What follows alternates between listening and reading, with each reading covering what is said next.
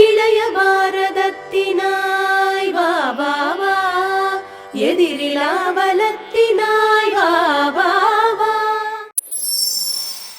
தீபிகா 12வது வகுப்பில் படிக்கிறவங்க ஒரு கேள்வி கேட்டிருக்காங்க. ரொம்ப முக்கியமான ஒரு கேள்வி. ஐயா, நான் படிக்கும் வரலாறு பாடம் எனக்கு என்னுடைய வாழ்வில் எந்த இடத்தில் பயன்படுகிறது? எதற்காக நான் வரலாறு படிக்க வேண்டும்? இதுதான் கேள்வி.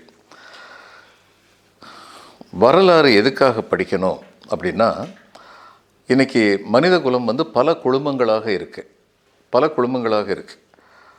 அந்த குழுமங்களை நீங்கள் மொழியின் அடிப்படையில் பிரிக்கலாம், இனத்தின் அடிப்படையில் பிரிக்கலாம், மதத்தின் அடிப்படையில் பிரிக்கலாம். இப்படியெல்லாம் பல குழுமங்கள் இருக்குது. இந்த பல குழுமங்களுக்கு இடையில் ஒரு குழுமத்தை சேர்ந்தவனா தமிழ்நாட்டை எடுத்துக்குவோம். இன்றைக்கி தமிழ்நாட்டில் நம்ம பெரும்பகுதியான மக்கள் என்ன செய்கிறோம்? வேலை தேடி செல்பவர்களாக இருக்கிறோம். We are seeking jobs. இன்றைக்கி இப்போ நம்ம வேலை தேடி செல்லும் பொழுது என்ன நடக்குது அப்படின்னு சொல்லி பார்த்தோம்னா, இப்போ நம்முடைய சுந்தர் பிச்சை கூகுளில் சிஇஓவாக இருக்கார். அவருக்கு ரொம்ப சம்பளம் கொடுப்பாங்க. சில பேர் ஒரு 6,000 கோடி ரூபா கொடுக்குறாங்கன்னு வைங்க. கொடுக்கலாம், அந்தளவுக்கு அவருடைய உழைப்பு இருக்குது. வருஷத்துக்கு 6,000 கோடி ரூபா கொடுக்குறாங்கன்னு வைங்க. அவருடைய கம்பெனிக்கு என்ன லாபம் வரும்? அதை போல் 100 மடங்கு கூட, 6 லட்சம் கோடி கூட வரலாம். 60,000 கோடி, 70,000 கோடி, 1 லட்சம் கோடி, இது மாதிரி வரலாம். இப்போது இவரே இவருடைய அறிவுத்திறமைக்கு ஏற்ற மரியாதை கொடுக்கப்படும் என்றால் தமிழ்நாட்டில் அதற்கான சூழ்நிலை, அவருடைய அறிவுத்திறமையை பயன்படுத்தி அவரே ஒரு நிறுவனத்தை துவங்குகின்ற சூழ்நிலை தமிழ்நாட்டில் இருக்கும் என்றால் அவ்வளவு லாபப்பணமும் தமிழ்நாட்டுக்கு வந்திருக்கும்ல. அப்போது வேலை தேடுபவர்களாக இல்லாமல் வேலை கொடுப்பவர்களாக தமிழ் சமுதாயம் இருந்தால் அந்த தமிழ் சமுதாயத்துடைய நிலை இன்னும் பலனளிப்பதாக, உயர்ந்ததாக இருக்கும். நம்ம இன்றைக்கி வேலை தேடி போகிற நிலைமையில் இதை பற்றி மட்டுமே, நம்மளை பற்றி மட்டுமே தெரிஞ்சிருக்கோன்னு வைங்க. ஆனால் அந்த காலத்தில் பாண்டிய நாட்டில் யவனர்கள்ங்கிறவங்க ரோம், கிரீஸ் இந்த 2 நாட்டில் இருந்து வந்த யவன வீரர்கள் பாண்டிய நாட்டு மதில் கோட்டைகளை காவல் காத்தார்கள். அவங்க நம்ம சொந்தக்காரங்க இல்லை. எதனால் காவல் காத்தாங்க? நம்முடைய மன்னர்கள் ரொம்ப அதிகமாக சம்பளம் கொடுத்தாங்க.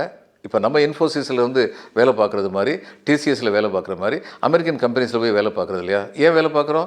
நல்ல சம்பளம் கொடுக்குறாங்க. சுந்தர் பிச்சை அங்கே போய் வேலை பார்க்குறாரு, நல்ல சம்பளம் கொடுக்குறாங்க. அதனால் நம்மளாம் போய் வேலை பார்க்குறோம் இல்லையா? அது மாதிரி அந்த காலத்தில் நம்முடைய மன்னர்கள் வெளிநாட்டிலேருந்து வந்தவங்களுக்கு நல்ல சம்பளம் கொடுத்தாங்க, இங்கே வேலைக்கு வச்சுருந்தாங்க. எப்படி அவ்வளோ சம்பளம் கொடுக்க முடிஞ்சது? ஏன்னா அவங்க வெளிநாட்டில் போய் வியாபாரம் பண்ணாங்க. தமிழர்கள் கடலோடிகளாக இருந்தார். 3000 ஆண்டுகளுக்கு முன்னால் கூட தமிழர்கள் கடலோடிகளாக இருந்ததற்கான வரலாற்று ஆதாரம் நம்மகிட்ட இருக்குது.